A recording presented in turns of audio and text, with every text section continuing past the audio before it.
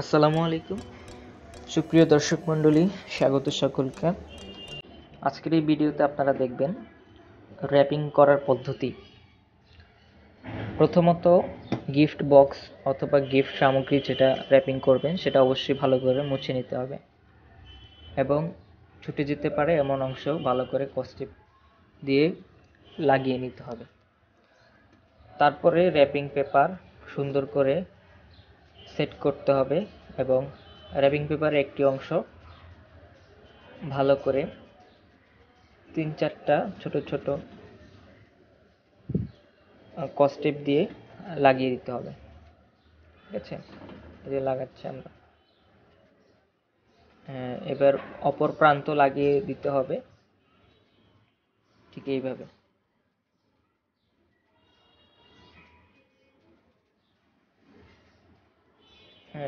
এটি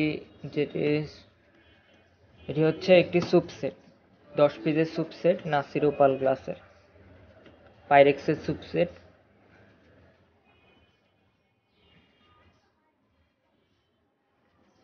একটা wrapping paper দিয়ে সম্পূর্ণ করা সম্ভব নয়, যার কারণে আরেকটা র্যাপিং পেপারের কিছু অংশ কেটে নিতে হয়েছে।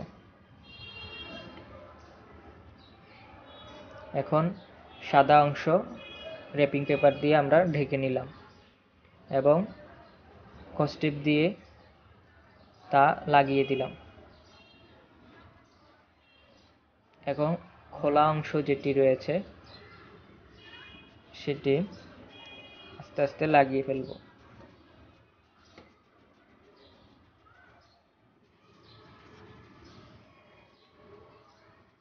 ফ্যানের বাতাসের কারণে একটু বিলম্ব হতে পারে।